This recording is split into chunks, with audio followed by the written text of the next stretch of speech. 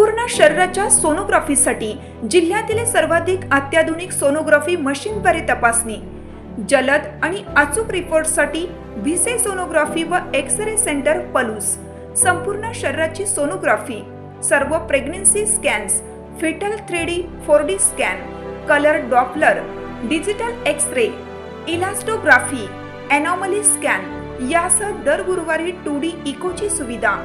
Bhise sonography व X-ray centre Palus, जुने मराठे भिसे हॉस्पिटल जवळ, कन्या शाळा। दत्त इंडिया कारखान्याने ऊस उत्पादकांना तात्काळ 300 रुपयांचा दुसरा हप्ता द्यावा। संदीप राजोबा।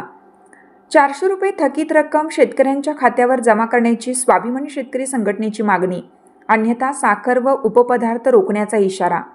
मागील वर्षी गाळप झालेल्या ऊसाला दत्त इंडिया साखर कारखान्याने प्रतिटन 300 रुपयांचा दुसरा हप्ता तात्काळ शेतकऱ्यांच्या खात्यावर जमा करावा, अशी मागणी स्वाभिमानी शेतकरी संघटनेचे संदीप राजोबा यांनी केली आहे। तसेच मागील वर्षीच्या दराबाबत झालेल्या ठरावानुसार आणखीन 100 रुपये देणे बाकी असून एकूण 400 रुपये शेतकऱ्यांना तातडीने मिळावेत, अशी मागणीही करण्यात आली आहे।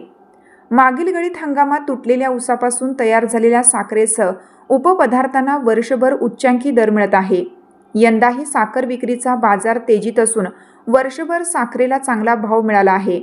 त्यामुळे कारखान्यांनी शेतकऱ्यांना त्यांच्या हक्काचा योग्य दर देणं आवश्यक असल्याचे संघटनेनं म्हटलं आहे।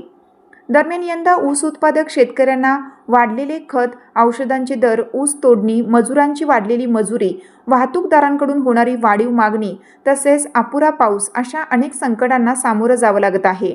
त्यामुळे शेतकरी आर्थिक अडचणीत सापडला असून कारखान्यांनी थकीत रक्कम तातडीने अदा करावी, अशी मागणी करण्यात आली आहे। मागील वर्षी सांगली जिल्हाधिकारी स्वाभिमानी शेतकरी संघटनेचे नेते राजू शेट्टी, साखर सहसंचालक कोल्हापूर आणि कारखाना पदाधिकाऱ्यांच्या बैठकीत FRP 3400 रुपयांच्या आत असलेल्या कारखान्यांनी 3500 रुपये दर द्यावा, तर FRP 3400 रुपयांपेक्षा अधिक असलेल्या कारखान्यांनी FRP अधिक 100 रुपये पहिली उचल द्यावी, असा ठराव झाल्याचे संघटनेनं सांगितलं। दत्त इंडिया कारखान्याने मागील वर्षी गाळप झालेल्या ऊसाला 3400 रुपये दर दिला आहे।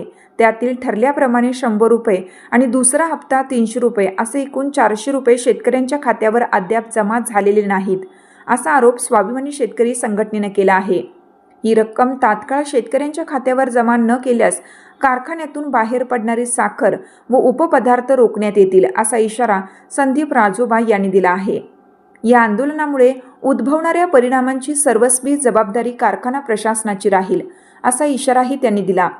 यावेळी संदीप राजोबा, संजय बेले, मनोहर पाटील, चंद्रकांत अडसूळ, संजय भगत, शरद पाटील, बजरंग लवटे, शिवाजी पाटील, नटराज पाटील, रमेश कोळी, अमित पाटील, प्रमोद पाटील यांच्यासह मोठ्या संख्येने ऊस उत्पादक शेतकरी उपस्थित होते। स्वाभिमानी शेतकरी संघटनेच्या वतीनं गतवर्षी गाळप झालेल्या ऊसाला दुसरा हप्ता 300 रुपये मिळाला पाहिजे, या मागणीसाठी आज आम्ही वसंतदादा कारखाना म्हणजेच जो दत्त इंडिया चालवतोय त्यांच्या प्रशासनाकडे आज आम्ही मागणी केलेली आहे। कारण आज साखरेचे बाजारपेठेतले भाव हे 80 रुपयावरती गेलेले आहेत आणि त्याचा ग्राहकांना तोटा होतोय आणि ऊस उत्पादकांना त्याचा काही फायदा होत नाही। व दत्त इंडिया कारखान्यानं गतवर्षीच्या ऊसाला 3400 रुपये उचल दिलेले आहे, परंतु आमचं जे सांगलीच्या कलेक्टर साहेबांच्या पुढे जे चर्चा झाली होती त्या चर्चेमध्ये ज्याची FRP 3400च्या आत आहे त्यानं 3400 अधिक 100 द्यायची व ज्याची FRP 3400च्या वर आहे त्यानं FRP अधिक 100 द्यायची, असं 3500 रुपयाचं गणित त्यावेळी राजू शेट्टी साहेबांच्या समोर सगळ्यांनी घातले होतं। या कारखान्यानं आज अखेर 3400 रुपये दिलेले आहेत, ते मागील 100 आणि चालूच्या जे साखरेचे चढेभाव आहेत त्याच्यातील तफावत 300 रुपये, असं एकूण 400 रुपये आम्हाला त्यांनी तात्काळ वर करावे। जर त्यांनी आम्हाला तसा दुसरा हप्ता दिला नाही तर आम्ही जी आता यांची जी साखर बाहेर चाललेली आहे व उपपदार्थ जे बाहेर चालले आहेत ते आम्ही बाहेर जाऊ देणार नाही। होणाऱ्या सर्व परिणामाची जबाबदारी ही दत्त इंडिया प्रशासनाची राहील।